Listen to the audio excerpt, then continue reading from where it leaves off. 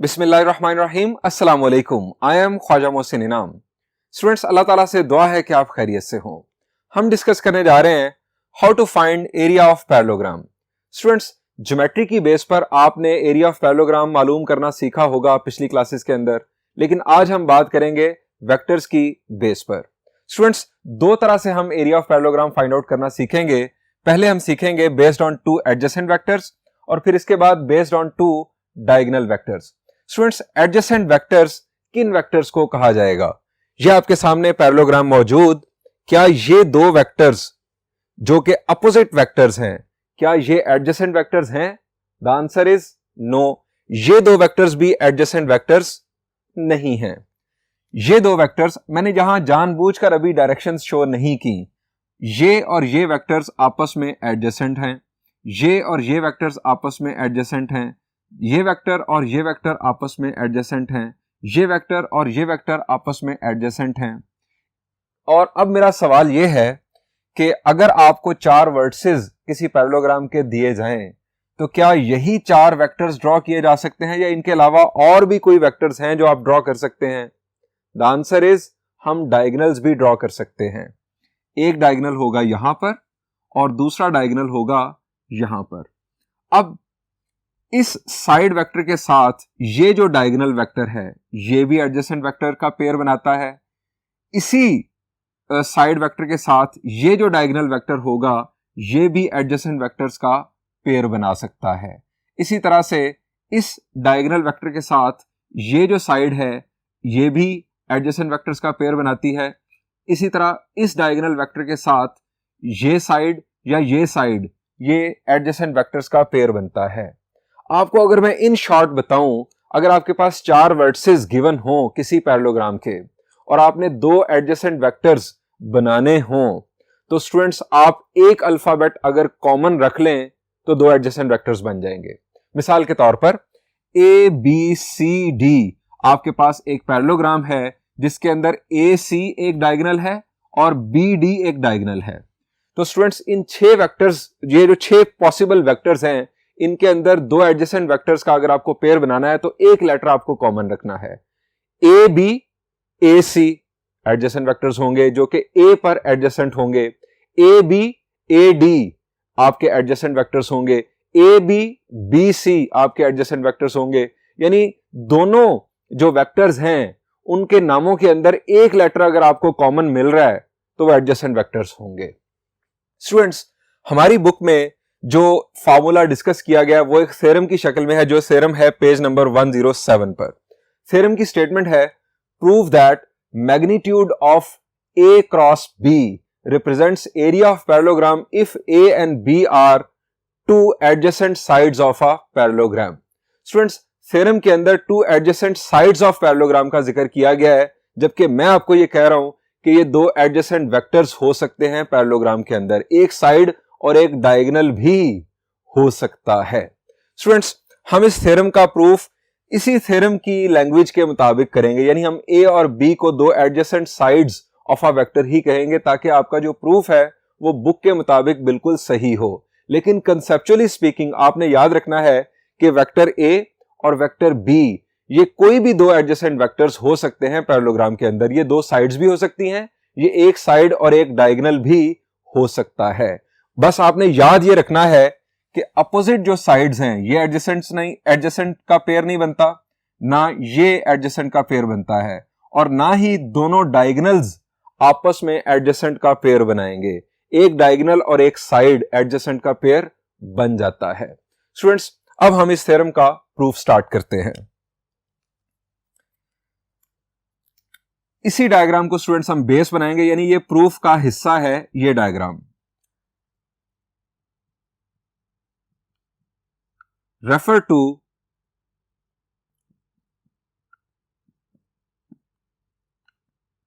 Parallelogram. अब मैं इसको नाम दे रहा हूं ओ ए बी और इस पॉइंट को मैं कह रहा हूं सी। अब स्टूडेंट्स, ये हमारे पास एक ओ ए वेक्टर है, एक ओ बी वेक्टर है। अब मेरा सवाल आपसे यह है कि अगर ये पैरेललोग्राम है तो इस वेक्टर का इस वेक्टर के साथ क्या ताल्लुक है? शाबाश। ओ ए वेक्टर और बी सी वेक्टर का आपस में क्या ताल्लुक है? द आंसर इज ये दोनों वेक्टर्स आपस में इक्वल होंगे। पैरेललोग्राम है तो अपोजिट साइड्स पैरेलल भी होती हैं और अपोजिट साइड्स की लेंथ्स बराबर भी होती हैं। अगर मैं डायरेक्शन सेम रखूं तो मैं इन दो वेक्टर्स को आपस में इक्वल कह सकता हूं। हां, अगर मैं डायरेक्शन रिवर्स कर दूं तो फिर एक वेक्टर दूसरे वेक्टर का नेगेटिव वेक्टर होगा। मैं इसकी डायरेक्शन भी सेम रख रहा हूं। अब चूंकि दोनों वेक्टर्स की डायरेक्शंस सेम हैं और दोनों के मैग्नीट्यूड यानी लेंथ्स भी सेम हैं, तो फिर हम ये कह सकते हैं कि ये वेक्टर ओ ए वेक्टर बी सी के बराबर होगा। अगर मैं इसे स्मॉल ए से रिप्रेजेंट करूं तो ये भी हमारे पास स्मॉल ए वेक्टर ही होगा। इसी तरह से स्टूडेंट्स आप समझ गए कि वेक्टर ओ बी, अगर मैं इस वेक्टर ए सी को ये डायरेक्शन दूं इस तरह से, तो वेक्टर ओ बी ही वेक्टर ए सी होगा, यानी ओ बी ए सी के बराबर होगा। अगर मैं इसको कह दूं स्मॉल बी, तो ये वेक्टर भी स्मॉल बी होगा। ये दो वेक्टर्स आपस में इक्वल होंगे। Refer to parallelogram O A C B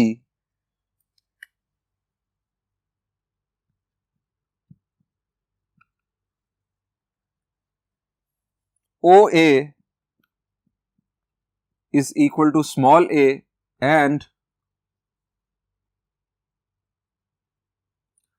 OB is equal to small b are two adjacent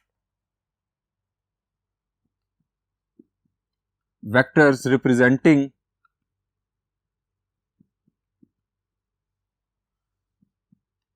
two adjacent sides of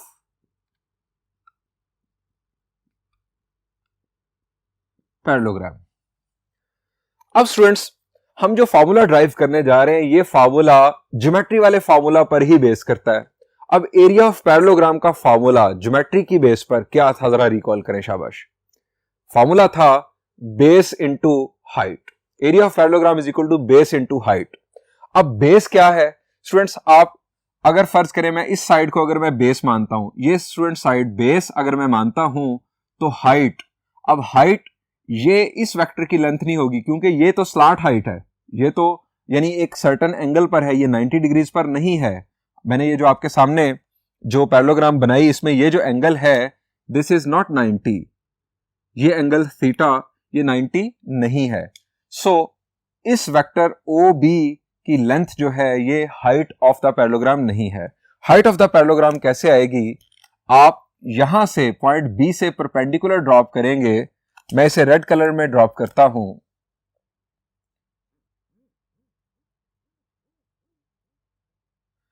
ये स्टूडेंट होगी हमारे पास हाइट। अब ये हमारे पास बन गई इस तरह से ये 90 डिग्रीज और ये हमारे पास बन गई एक right triangle.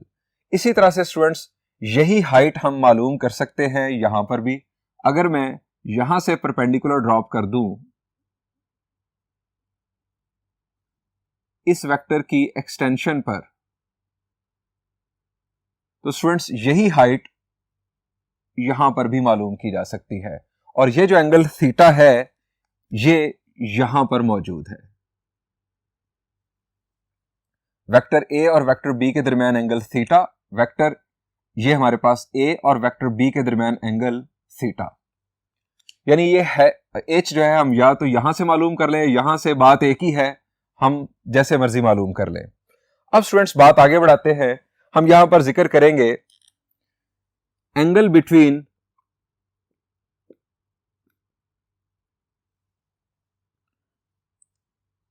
A and B is theta.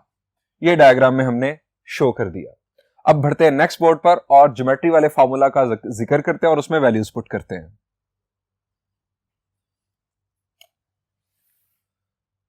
Bye geometry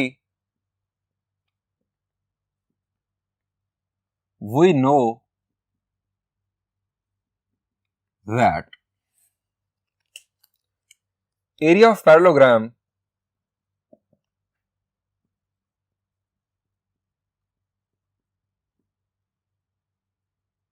is equal to base into height. Area of parallelogram का फॉर्मूला होता है बेस इंटू हाइट। अब स्टूडेंट्स बेस हम यहां पर कंसीडर कर लेते हैं इस वेक्टर ए के मैग्नीट्यूड को। अब ये तो वेक्टर है, बुनियादी तौर पर बेस और हाइट ये लेंथ्स होती हैं। सो हम यहां पर लिखेंगे if we consider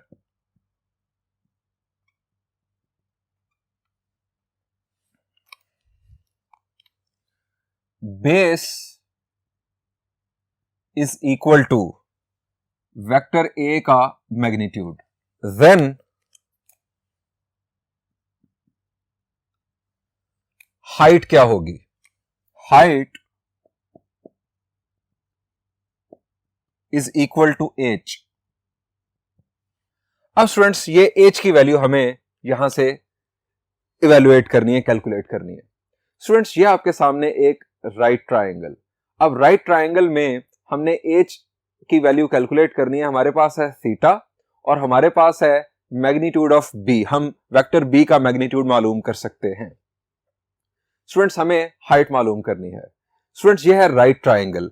right triangle में अगर हमारे पास ये साइड मौजूद है जो कि 90 डिग्री के अपोजिट है, तो इस साइड को हम क्या कहेंगे? The answer is hypotenuse. अब हाइपोटेन्यूज की बेस पर हमें परपेंडिकुलर या हाइट मालूम करनी है। स्टूडेंट्स फॉर्मूला क्या होगा? शाबाश, वो सेंटेंस रिकॉल करें जिनकी मदद से आप ट्रिग्नोमेट्रिक रेशियोज को याद रखते हैं किसी राइट ट्रायंगल के लिए। Some people have curly brown hair through proper brushing. ये सेंटेंस यकीनन मेरे लिए नहीं है। अब स्टूडेंट्स यहां पर परपेंडिकुलर और हाइपोटेन्यूज आते हैं साइन के अंदर। हम यहां पर लिखेंगे, ये मेरा rough area, sine theta is equal to perpendicular, जिसको मैं एच से डिनोट कर रहा हूं, एच ओवर हाइपोटेन्यूज बी का मैग्नीट्यूड। अब यहां से एच की वैल्यू आ जाएगी B magnitude into sine of theta. ये इधर डिवाइड कर रहा है एच को, तो उधर जाकर मल्टीप्लाई करेगा। H is equal to B magnitude into sine of theta. Students ये वैल्यू यहां पर हम लिखते हैं B magnitude into sine of theta.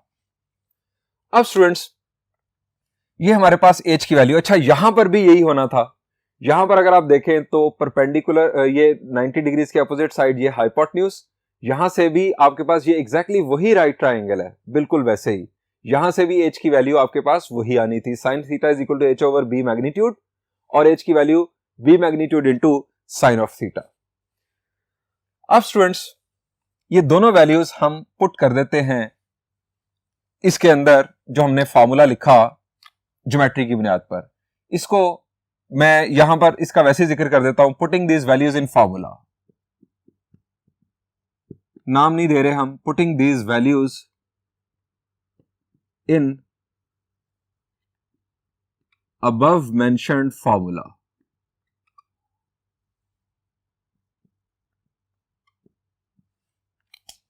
area of parallelogram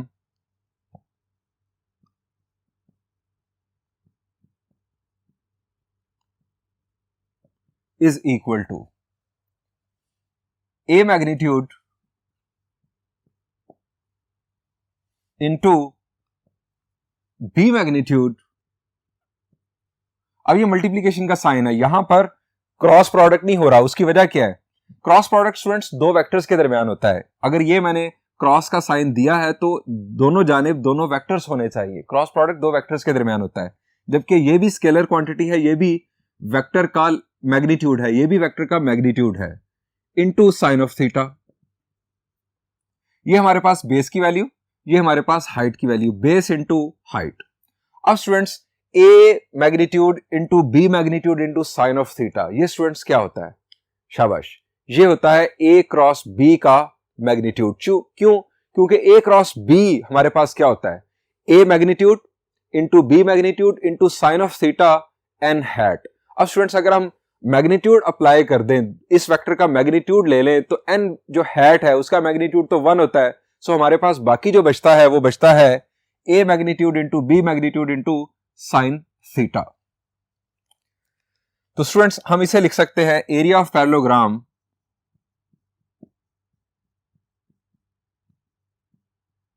is equal to A cross B magnitude. याद रखें A cross B magnitude equal होता है A magnitude into B magnitude into sine of theta के। अब स्टूडेंट्स ये हमारे पास formula drive हो चुका। अकॉर्डिंग टू द स्टेटमेंट हमें यही प्रूफ करना था।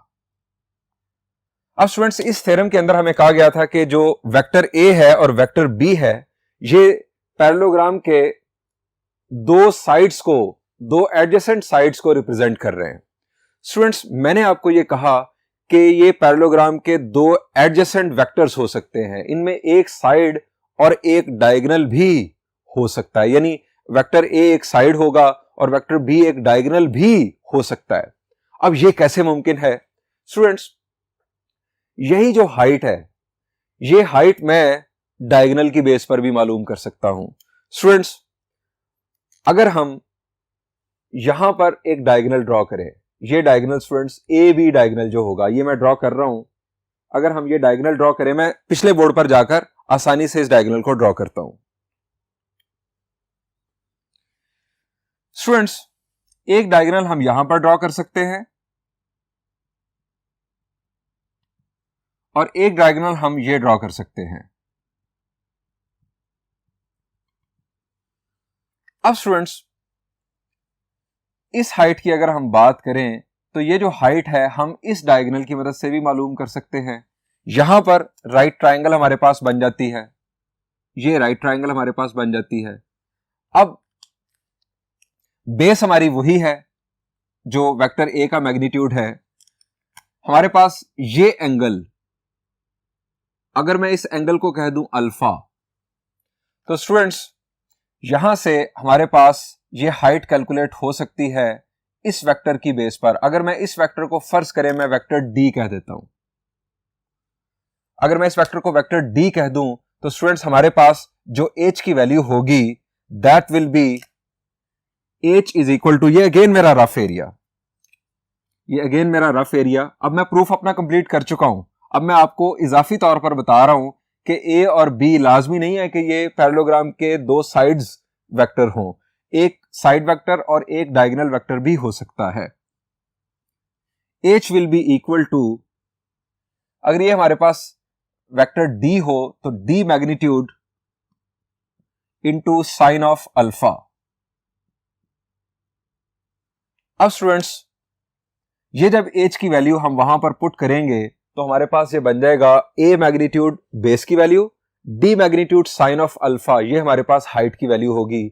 और ये हमारे पास जो फॉर्मूला कंक्लूड होगा वो होगा magnitude of A cross D. अब ए और डी दो एडजेसेंट वेक्टर्स हैं, अगेन ये हमारे पास ए वेक्टर और ये डी वेक्टर, ये दोनों एडजेसेंट वेक्टर्स हैं। कैसे? ये पॉइंट ए जो है इन दोनों में कॉमन है, ये ओ ए वेक्टर है और ये ए बी वेक्टर है, अल्फाबेट ए इनमें कॉमन है। अब स्टूडेंट्स यही हाइट हम, ये हाइट जो है, ये दोनों हाइट्स आप जानते हैं सेम हैं, हम इस डायगोनल की मदद से मालूम कर सकते हैं। इस डायगोनल को अगर मैं C कह दूं, चूंकि ये OC वेक्टर है इसको मैं C कह दूं, और ये एंगल इस वेक्टर A और इस C वेक्टर के दरमियान अगर यहां पर एंगल बन रहा हो, इसे मैं अगर बीटा कह दूं, तो स्टूडेंट्स ये हाइट हम मालूम कर सकते हैं वेक्टर C का मैग्नीट्यूड साइन ऑफ बीटा। यानी ये आपके पास एक राइट ट्रायंगल बन रही है OC, यहां पर अगर आप यहां पर कोई भी नाम दे दें, ये हमारे पास एक राइट ट्रायंगल बन रही है। इस राइट ट्रायंगल की बेस पर आप अगेन ये जो हाइट है ये मालूम कर सकते हैं based on this hypotenuse. C का मैग्नीट्यूड हमारे पास हाइपोटेन्यूज होगा और साइन ऑफ बीटा के साथ मल्टीप्लाई होने के बाद हमारे पास ये हाइट आ जाएगी। अब स्टूडेंट्स ये हमारे पास अगर हाइट होगी तो बेस हमारे पास वही है A का मैग्नीट्यूड। अब A magnitude into C magnitude sine of beta, ये स्टूडेंट्स बन जाएगा A क्रॉस C का मैग्नीट्यूड, A क्रॉस C का मैग्नीट्यूड, और A और C अगेन एडजेसेंट वेक्टर्स हैं। सो स्टूडेंट्स ये जो मैंने स्टार्ट पर बात लिख दी कि based on two adjacent vectors, हमारी किताब के मुताबिक ये एक पैरेललोग्राम के दो जो एडजेसेंट साइड्स हैं वो साइड वेक्टर्स होने चाहिए, लेकिन साइड वेक्टर जरूरी नहीं है। एक साइड वेक्टर और एक डायगोनल वेक्टर भी अगर हो तो हम इसी फार्मूला की बेस पर एरिया ऑफ पैरेललोग्राम मालूम कर सकते हैं। सो कंक्लूड करते हैं नेक्स्ट बोर्ड पर।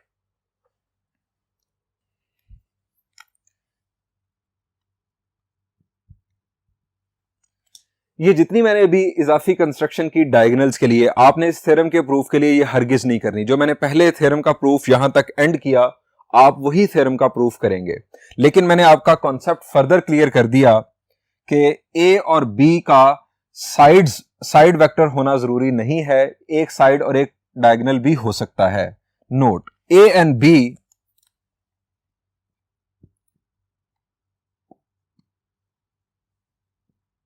can be any two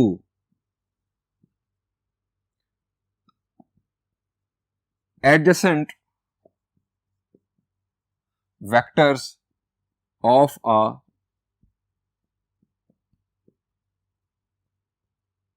parallelogram. अब स्टूडेंट्स मैं दोबारा आपको रिकॉल करवा दूं कि अगर आपको A B C D 4 vertices एक पैरेललोग्राम के गिवन हो और आपको कहा जाए कि उस पैरेललोग्राम का एरिया मालूम करें, तो आप दो एडजेसेंट वेक्टर्स कैसे मालूम करेंगे? स्टूडेंट्स आप सिर्फ एक लेटर कॉमन रख लें, ए बी। अब ए डी या ए सी, ये आपके पास पेयर बन जाएगा, ए बी के साथ ए सी या ए बी के साथ ए डी। ए कॉमन आ गया तो आपके पास एडजेसेंट वेक्टर्स आ गए।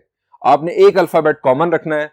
आप कोई भी इन 6 वेक्टर्स में से कोई भी 2 वेक्टर्स मालूम कर लें जिनके अंदर एक अल्फाबेट कॉमन हो, आपको 2 एडजेसेंट वेक्टर्स मिल जाएंगे। उनके क्रॉस प्रोडक्ट का मैग्नीट्यूड लेंगे, आपके पास एरिया ऑफ पैरेललोग्राम आ चुका होगा।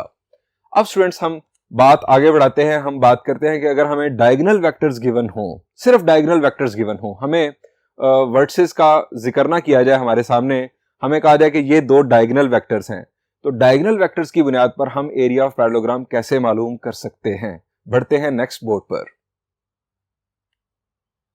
स्टूडेंट्स डायगोनल वेक्टर्स जहां पर ड्रॉ करते हैं, नेमिंग वही कर लेते हैं जो पहले हमने की थी, ओ ए बी सी। अब ये हमारे पास ओ ए वेक्टर, इस वेक्टर को हम कह देते हैं स्मॉल ए, ये ओ बी वेक्टर, ये हमारे पास स्मॉल बी। अब इस वेक्टर की डायरेक्शन भी यही है, तो ये भी हमारे पास स्मॉल ए वेक्टर होगा, और इस वेक्टर की डायरेक्शन ओ बी वाली ही है, तो ये हमारे पास होगा वेक्टर बी। अब स्टूडेंट्स डायगोनल एक हमारे पास आ जाएगा ओ सी,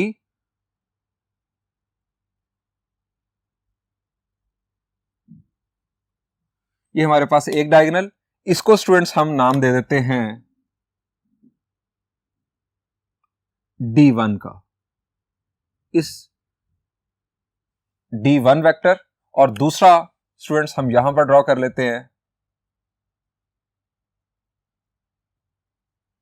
ये स्टूडेंट्स वेक्टर D2। एक डायगोनल D1 वेक्टर और एक डायगोनल D2 वेक्टर। अब स्टूडेंट्स ये जो मैंने वेक्टर B लिखा, वेक्टर A लिखा, इनकी बेस पर D1 और D2 मालूम कर लेते हैं। From diagram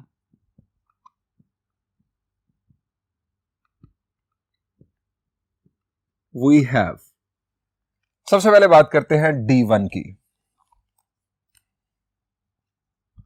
D1 is equal to, अब स्टूडेंट्स ये D1 वेक्टर क्या है? ये O को C की तरफ लेकर जा रहा है। अब स्टूडेंट्स हमने डिस्कस किया हुआ है कि अगर हम वेक्टर की डायरेक्शन में चलें तो वेक्टर ऐड होता है, और वेक्टर के अपोजिट चलें तो वेक्टर सबट्रैक्ट होता है। अब D1 vector triangle law of addition के मुताबिक स्टूडेंट्स आप देखें, ये हमारे पास vector A plus vector B, vector A plus vector B, हम पॉइंट O से C पर पहुंच गए, और D1 वेक्टर भी हमें पॉइंट O से C पर ही लेकर जा रहा है, A प्लस B। इस तरह से D2 वेक्टर पॉइंट A से पॉइंट B पर लेकर जा रहा है। अब ये वेक्टर सबट्रैक्ट होगा, माइनस A, चूंकि आप अपोजिट जा रहे हैं इस वेक्टर के, माइनस A प्लस B, यानी B माइनस A। अब स्टूडेंट्स यहां से हम ए और बी की values in terms of D मालूम करते हैं। इसको नाम दे दें 1 का, इसे नाम दे दें 2 का। 1 प्लस 2, मैं ऐड क्यों कर रहा हूं? ऐड करने से हमारे पास ए कैंसिल होगा, बी की वैल्यू आ जाएगी इन टर्म्स ऑफ डी, और जब हम सब्ट्रैक्ट करेंगे तो दूसरी वैल्यू आ जाएगी। ए प्लस बी माइनस ए, राइट साइड में ऐड कर रहे हैं, लेफ्ट साइड में ऐड कर रहे हैं। D1 plus D2। अब स्टूडेंट्स ये ए और ए कैंसल, यह आ गया twice of B is equal to D1 plus D2। B की वैल्यू आ गई D1 प्लस D2 बाय 2। ये स्टूडेंट्स हमारे पास वेक्टर बी की वैल्यू आ गई इन टर्म्स ऑफ डायगोनल्स। अब इसी तरह से हम वेक्टर ए की वैल्यू मालूम करते हैं इन टर्म्स ऑफ डायगोनल। अब students 1 minus 2, D1 minus D2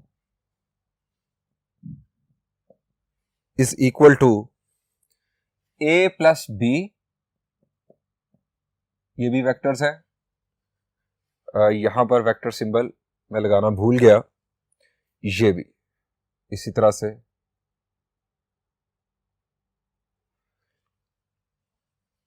ए प्लस बी, माइनस की वजह से साइन चेंज होंगे, B plus A. D1 minus D2 is equal to, अब ये बी और बी कैंसिल, ये आ गया twice of A.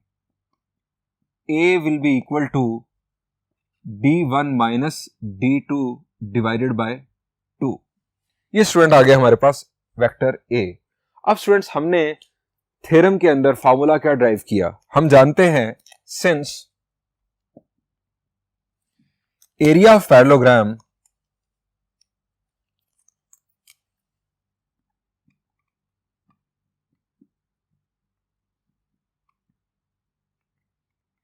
Is equal to magnitude of A cross B. ये हमारे पास ए क्रॉस बी का मैग्नीट्यूड, ये हमने एरिया ऑफ पैरेललोग्राम का फॉर्मूला ड्राइव किया। अब स्टूडेंट्स इसके अंदर वैल्यूज पुट कर देते हैं। Area of parallelogram is equal to magnitude, vector A की value D1 minus D2 divided by 2 cross D1 plus D2 divided by 2। हमने वेक्टर ए की वैल्यू पुट कर दी, हमने वेक्टर बी की वैल्यू पुट कर दी इन टर्म्स ऑफ डायगोनल्स। अब students ये 2 2s are 4, इसको हम मैग्नीट्यूड से ले आएंगे बाहर, 1/4। अब स्टूडेंट्स न्यूमरेटर्स के अंदर हम क्रॉस प्रोडक्ट परफॉर्म कर देते हैं। D1 cross D1, D1 cross D1। अब D1 प्लस, ये प्लस और ये भी प्लस, D1 क्रॉस D2, उसके बाद minus D2 cross D1, minus plus minus D2 cross D2।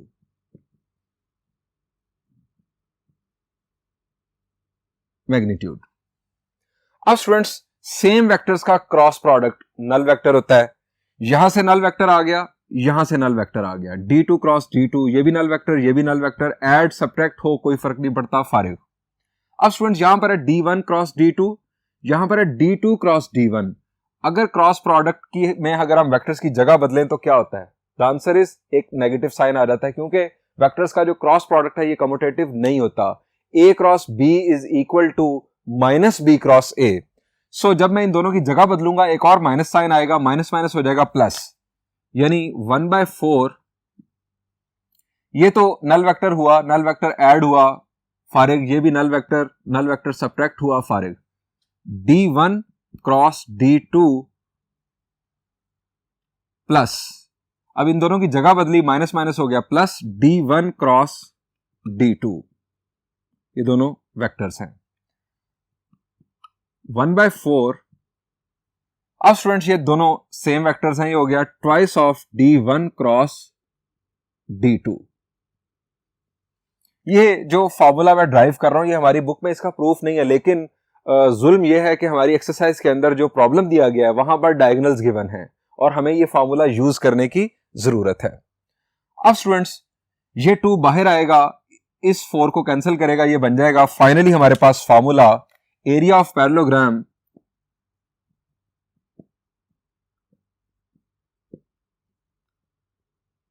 Is equal to 1/2, 2 2s are 4 हुआ, d1 क्रॉस d2। स्टूडेंट्स अगर इसी फॉर्मूला को मैं इंग्लिश सेंटेंस में बोलूं तो area of parallelogram is equal to half of the magnitude of the cross product of diagonal vectors of a parallelogram. Students इस formula की बेस पर आइए अब एक्सरसाइज का एक प्रॉब्लम सॉल्व करते हैं। Students this is problem number 9। Statement है find the area of the parallelogram whose diagonals are, यानी ये जो 2 वेक्टर्स गिवन हैं ये एक पैरेललोग्राम के डायगोनल्स हैं। स्टूडेंट्स सेकंड पार्ट मैं आपके लिए सॉल्व कर रहा हूं, फर्स्ट पार्ट आप होमवर्क में बासानी खुद सॉल्व कर लेंगे। स्टूडेंट्स हमें diagonals of the parallelogram given है, फॉर्मूला क्या होगा? शाबाश, 1/2 magnitude of the cross product of these 2 vectors. Students मेरा सवाल आपसे यह है कि अगर ये डायगोनल्स ना होते, ये पैरेललोग्राम के 2 एडजेसेंट वेक्टर्स होते, 2 एडजेसेंट वेक्टर्स में 2 साइड्स भी हो सकती हैं, एक साइड और एक डायगोनल भी हो सकता है। अगर ये 2 adjacent vectors of a parallelogram होते तब फॉर्मूला क्या होता? शाबाश, फिर हम 1/2 को हटा देते, magnitude of A cross B, simple area of parallelogram आ जाता। लेकिन अभी ये चूंकि डायगोनल्स हैं सो हमारे पास फॉर्मूला होगा, हम यहां पर लिखेंगे since A and B are diagonals, so area of parallelogram is equal to 1/2 magnitude of A cross B। 1/2 नहीं आना था अगर A और B 2 एडजेसेंट वेक्टर्स होते पैरेललोग्राम के। अब स्टूडेंट्स हमें A क्रॉस B मालूम करना है, फिर A क्रॉस B का मैग्नीट्यूड, फिर हम इस फॉर्मूला में वैल्यूज पुट करेंगे। इसको नाम दे देते हैं उस वक्त तक 1 का। A क्रॉस B मालूम करते हैं।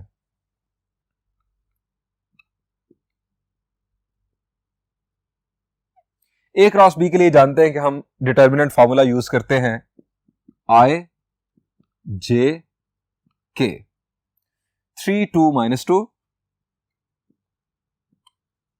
1 - 3 4। इसे एक्सपैंड करते हैं नेक्स्ट बोर्ड पर। A cross B is equal to I hat, row और कॉलम छोड़ा, 2 4s are 8, यहां पर माइनस माइनस प्लस हो रहा है लेकिन डिटर्मिनेंट का माइनस जिंदा रहेगा, 2 3s are 6, माइनस जे, आप जानते हैं कि पॉजिटिव नेगेटिव पॉजिटिव, रो और कॉलम छोड़ा, 3 4s are 12, minus minus plus हो जाएगा, 2 1s are 2, प्लस के हैट, रो और कॉलम छोड़ा, 3 3s are 9, माइनस 9 in fact -2। A cross B is equal to 8 - 6 2i, 12 + 2 14, -14 J चूंकि यहां पर माइनस है, और -11 K हैट। अब स्टूडेंट्स इसका मैग्नीट्यूड मालूम करते हैं। A क्रॉस B मैग्नीट्यूड 2 का स्क्वायर प्लस -14 का स्क्वायर प्लस -11 का स्क्वायर, 2 का स्क्वायर 4, 14 का स्क्वायर 196 और 11 का स्क्वायर 121। अब स्टूडेंट्स ये सम परफॉर्म करते हैं। 4 + 196, ये तो वैसे बड़ा सिंपल था, 196 + 4 is 200, 200 + 121 is 321।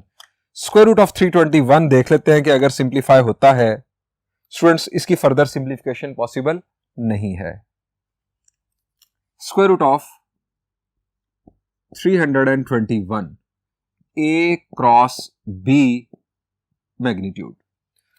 अब स्टूडेंट्स ये वैल्यू हम पुट कर देते हैं फॉर्मूला 1 में, पुटिंग इन 1, जो कि एरिया ऑफ पैरेललोग्राम का फॉर्मूला है हमारे पास। Area of parallelogram is equal to 1/2। अब ए क्रॉस बी मैग्नीट्यूड की वैल्यू 321 स्क्वायर रूट। कंक्लूड करते हैं एरिया ऑफ पैरेललोग्राम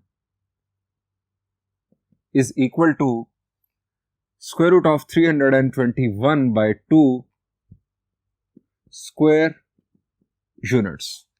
जब भी एरिया लिखें तो उसके साथ स्क्वायर यूनिट्स वर्ड्स लाजमी लिख दें, क्योंकि यहां पर नहीं बताया गया कि ये मीटर स्क्वायर होगा, सेंटीमीटर स्क्वायर होगा, क्या होगा। सो हमने खुद लिख दिया स्क्वायर यूनिट्स। ये स्क्वायर रूट को मैं जरा वाजे कर दूं दोबारा से। स्टूडेंट्स, यहां पर इस लेक्चर का इख्तिताम हुआ। Thank you and Allah Hafiz.